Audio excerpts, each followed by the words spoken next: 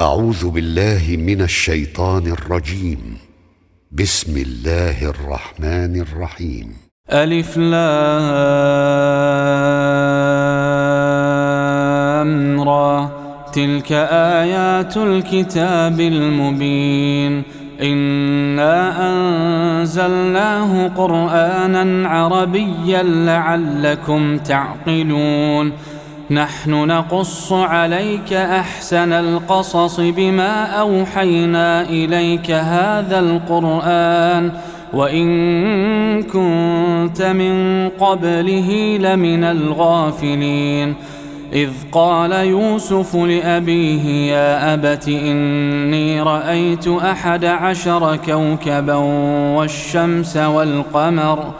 والشمس والقمر رأيتهم لي ساجدين. قال يا بني لا تقصص رؤياك على إخوتك فيكيدوا لك كيدا إن الشيطان للإنسان عدو مبين. وكذلك يجتبيك ربك ويعلمك من تأويل الأحاديث ويتم نعمته عليك وعلى آل يعقوب كما أتمها على أبويك من قبل إبراهيم وإسحاق إن ربك عليم حكيم. لقد كان في يوسف وإخوته آيات للسائلين إذ قالوا ليوسف وأخوه أحب إلى أبينا منا ونحن عصبة إن أبانا لفي ضلال مبين. اقتلوا يوسف أو اطرحوه أرضا يخل لكم وجه أبيكم وتكونوا من بعده قوما صالحين. قال قائل منهم لا تقتلوا يوسف وألقوه في غيابة الجب يلتقطه بعض السيارة إن كنتم فاعلين. قالوا يا أبانا ما لك لا تأمنا على يوسف وإنا له لناصحون أرسله معنا غدا يرتع ويلعب وإنا له لحافظون. قال إني ليحزنني أن تذهبوا به وأخاف أن يأكله الذئب وأنتم عنه غافلون. قالوا لئن أكله الذئب ونحن عصبة إنا إذا لخاسرون.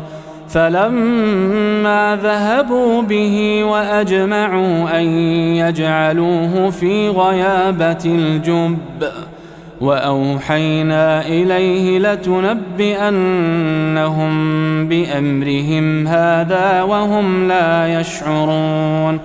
وجاءوا أباهم عشاء يبكون. قالوا يا أبانا إنا ذهبنا نستبق وتركنا يوسف عند متاعنا فأكله الذئب وما أنت بمؤمن لنا ولو كنا صادقين. وجاءوا على قميصه بدم كذب قال بل سولت لكم أنفسكم أمرا فصبر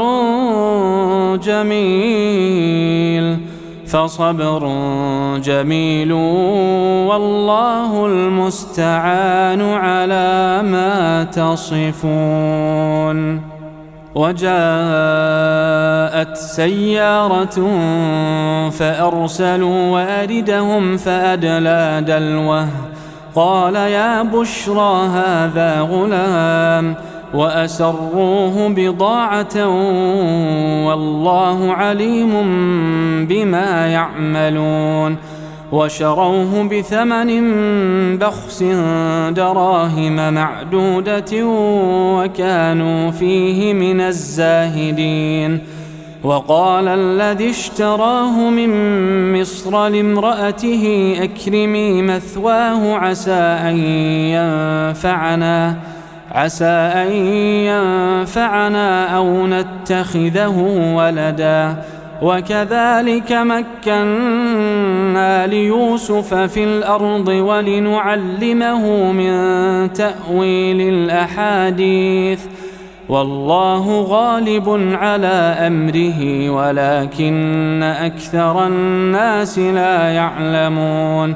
ولما بلغ أشده آتيناه حكما وعلما وكذلك نجزي المحسنين. وراودته التي هو في بيتها عن نفسه وغلقت الأبواب وقالت هيت لك قال معاذ الله إنه ربي أحسن مثواي إنه لا يفلح الظالمون. ولقد همت به وهم بها لولا أن رأى برهان ربه كذلك لنصرف عنه السوء والفحشاء إنه من عبادنا المخلصين. واستبق الباب وقدت قميصه من دبر وألف يا سيدها لدى الباب قالت ما جزاء من أراد بأهلك سوءا إلا أن يسجن أو عذاب أليم. قال هي راودتني عن نفسي وشهد شاهد من أهلها إن كان قميصه قد من قبل فصدقت وهو من الكاذبين وإن كان قميصه قد من دبر فكذبت وهو من الصادقين. فلما رأى قميصه قد من دبر قال إنه من كيدكن إن كيدكن عظيم. يوسف أعرض عن هذا واستغفري لذنبك إنك كنت من الخاطئين.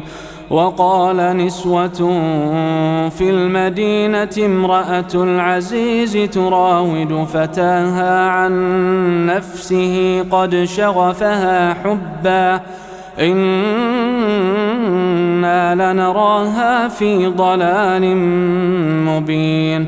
فلما سمعت بمكرهن أرسلت إليهن وأعتدت لهن متكئا وآتت كل واحدة منهن سكينا وقالت اخرج عليهن. فلما رأينه أكبرنه وقطعن أيديهن وقلن حاش لله ما هذا بشرا إن هذا إلا ملك كريم.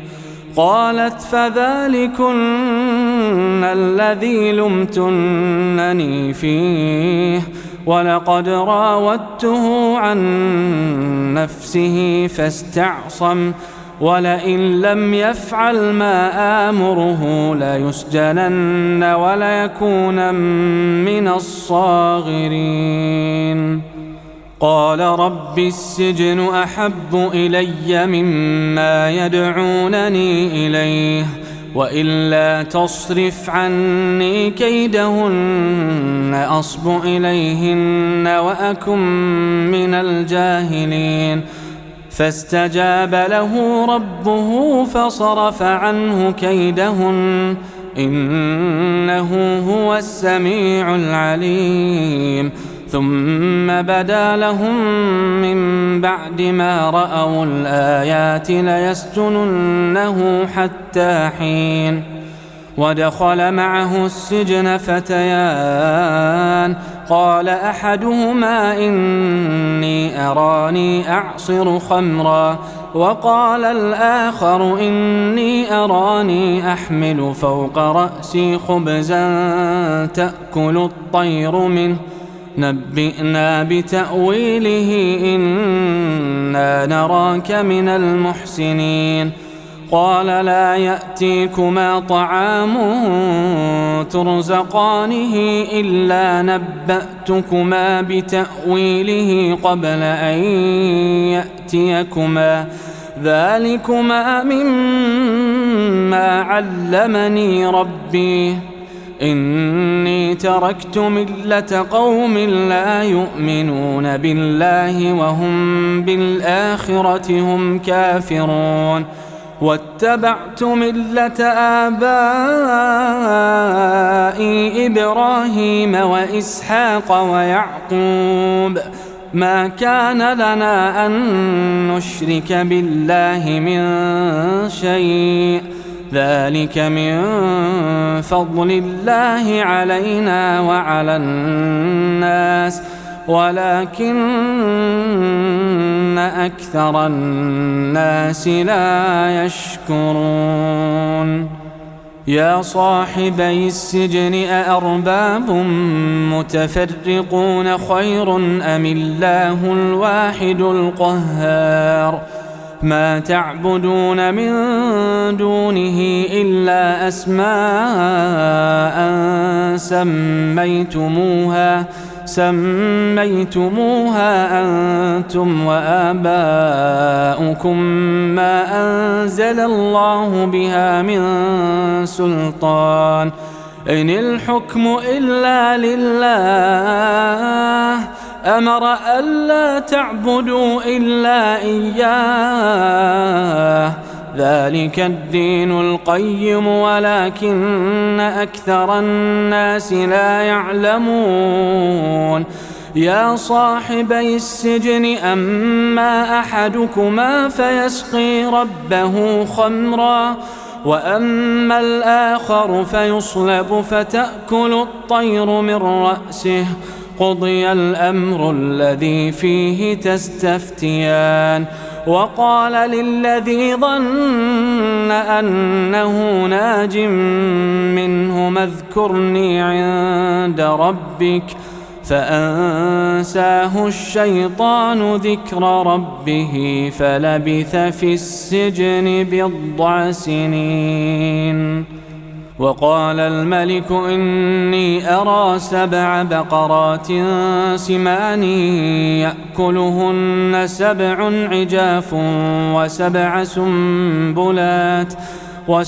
سنبلات خضر وأخر يابسات يا أيها الملأ أفتوني في رؤياي إن كنتم للرؤيا تعبرون قالوا أضغاث أحلام وما نحن بتأويل الأحلام بعالمين وقال الذي نجا منهما وادكر بعد أمة أنا أنبئكم بتأويله فأرسلون يوسف أيها الصديق أفتنا في 7 بقرات سمان يأكلهن 7 عجاف و7 سنبلات خضر وأخر يابسات لعلي أرجع إلى الناس لعلهم يعلمون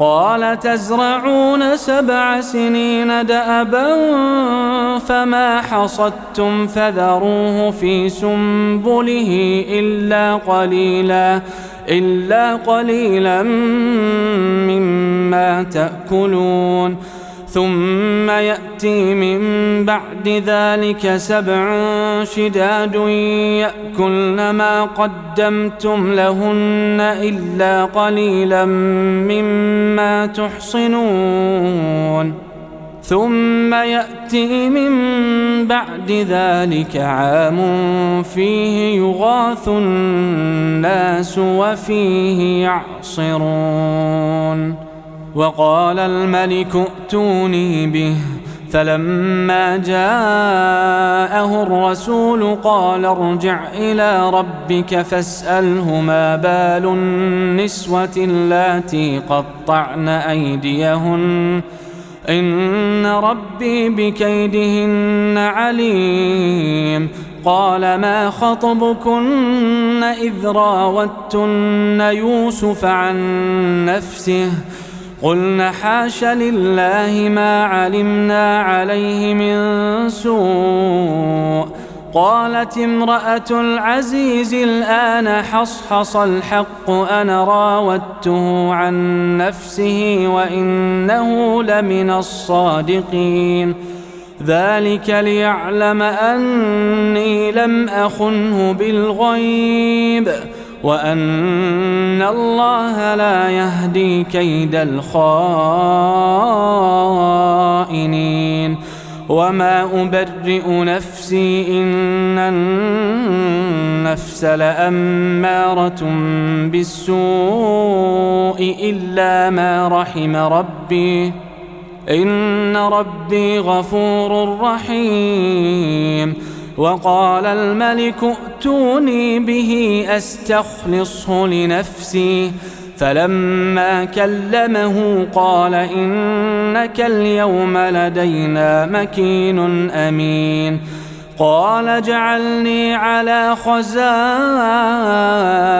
الأرض إني حفيظ عليم وكذلك مكنا ليوسف في الأرض يتبوأ منها حيث يشاء نصيب برحمتنا من نشاء ولا نضيع أجر المحسنين ولأجر الآخرة خير للذين آمنوا وكانوا يتقون وجاء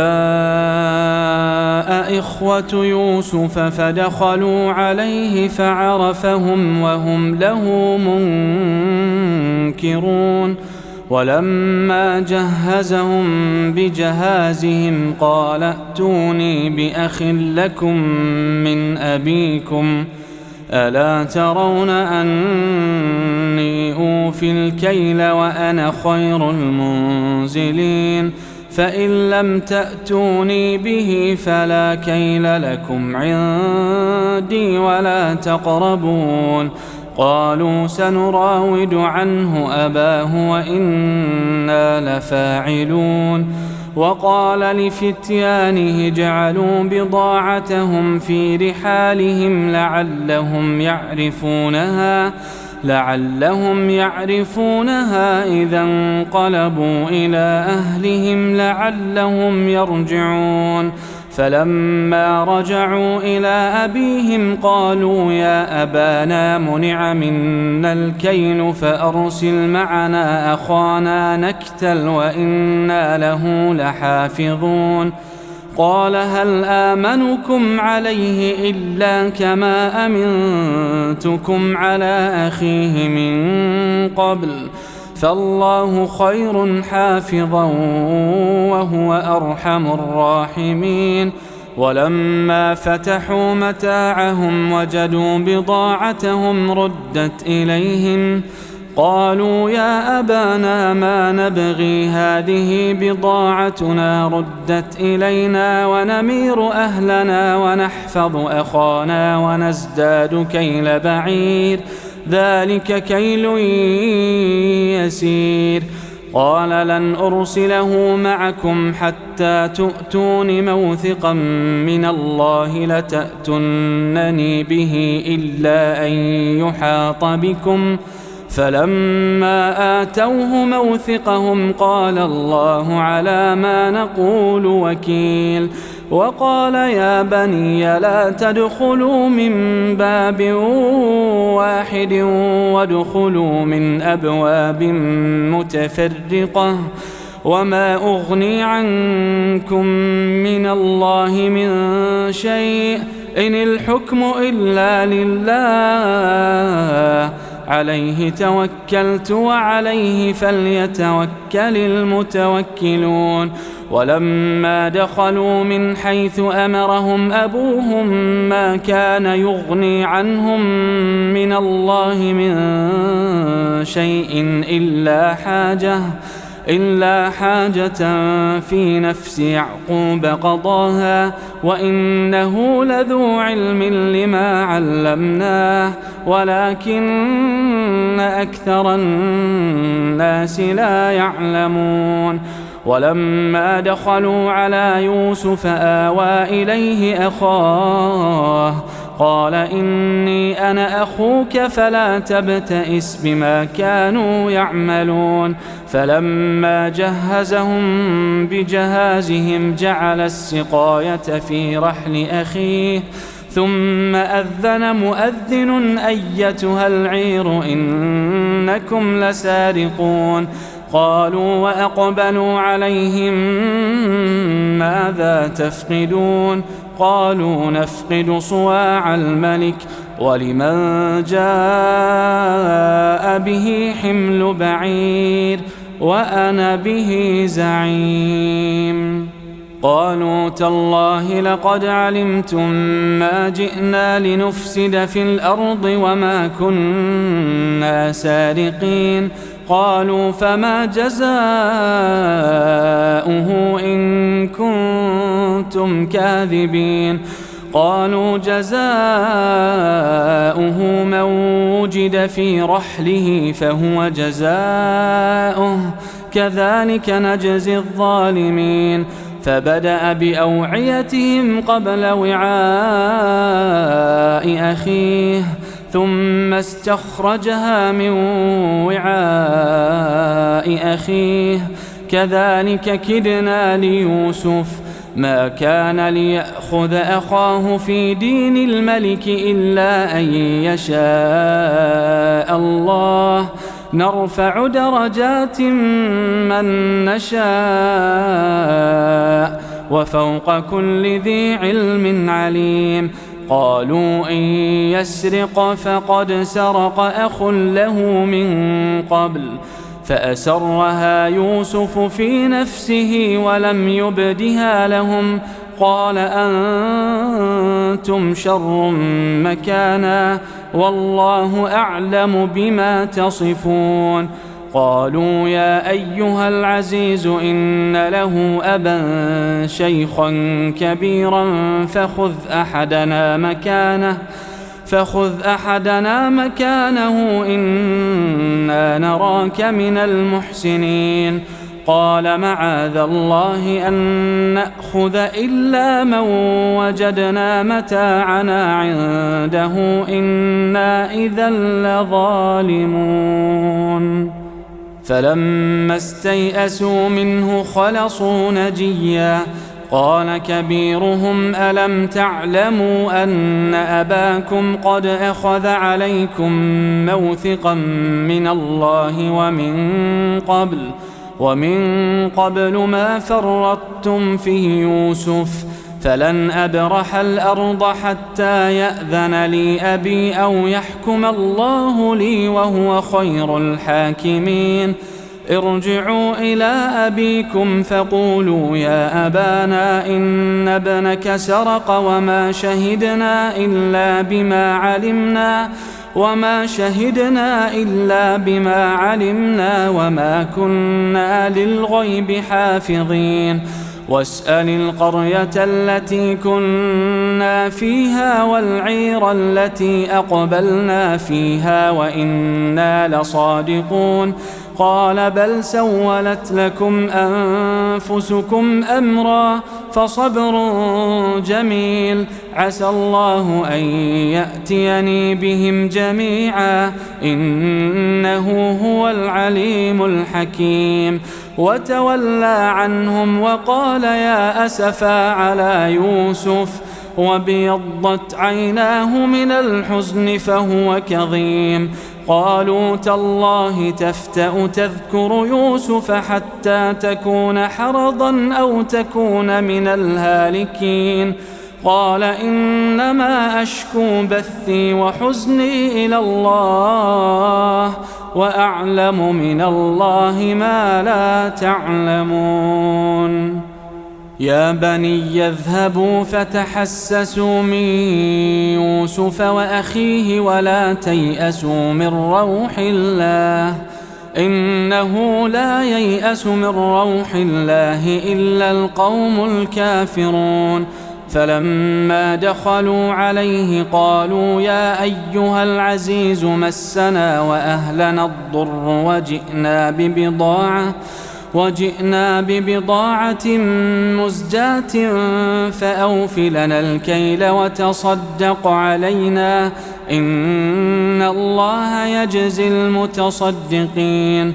قال هل علمتم ما فعلتم بيوسف وأخيه إذ أنتم جاهلون؟ قالوا أئنك لأنت يوسف؟ قال أنا يوسف وهذا أخي قد من الله علينا إنه من يتق ويصبر فإن الله لا يضيع أجر المحسنين. قالوا تالله لقد آثرك الله علينا وإن كنا لخاطئين. قال لا تثريب عليكم اليوم يغفر الله لكم وهو أرحم الراحمين.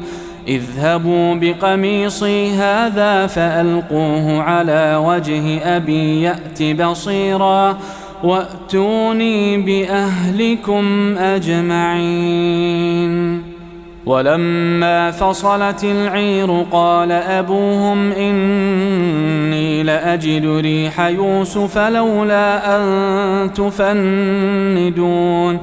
قالوا تالله إنك لفي ضلالك القديم. فلما أن جاء البشير ألقاه على وجهه فارتد بصيرا قال ألم أقل لكم إني أعلم من الله ما لا تعلمون؟ قالوا يا أبانا استغفر لنا ذنوبنا إنا كنا خاطئين. قال سوف أستغفر لكم ربي إنه هو الغفور الرحيم.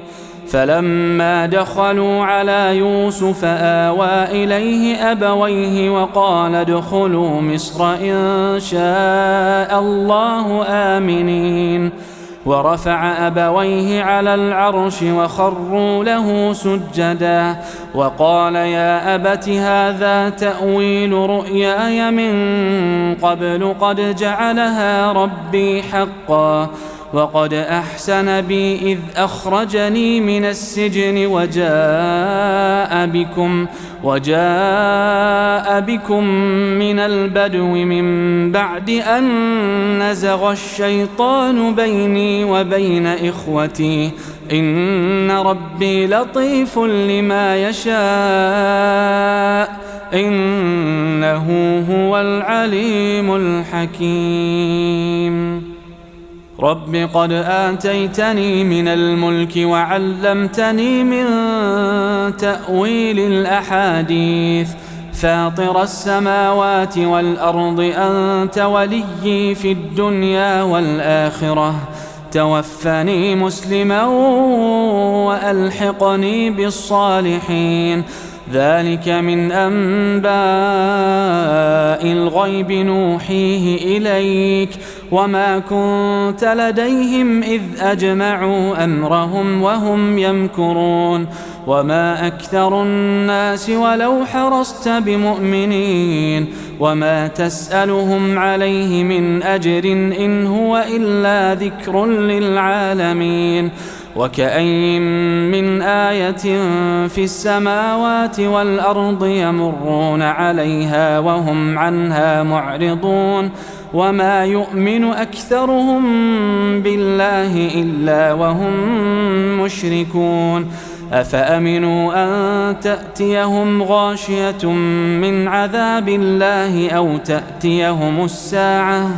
أو تأتيهم الساعة بغتة وهم لا يشعرون قل هذه سبيلي أدعو إلى الله على بصيرة أنا ومن اتبعني وسبحان الله وما أنا من المشركين وما أرسلنا من قبلك إلا رجالا نوحي إليهم من أهل القرى أفلم يسيروا في الأرض فينظروا كيف كان عاقبة الذين من قبلهم ولدار الآخرة خير للذين اتقوا أفلا تعقلون حتى إذا استيأس الرسل وظنوا أنهم قد كذبوا جاءهم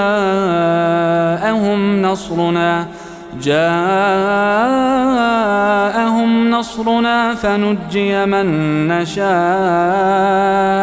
ولا يرد بأسنا عن القوم المجرمين لقد كان في قصصهم عبرة لأولي الألباب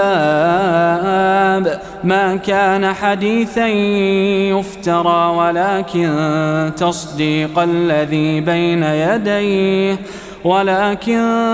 تصديق الذي بين يديه وتفصيل كل شيء وهدى ورحمة لقوم يؤمنون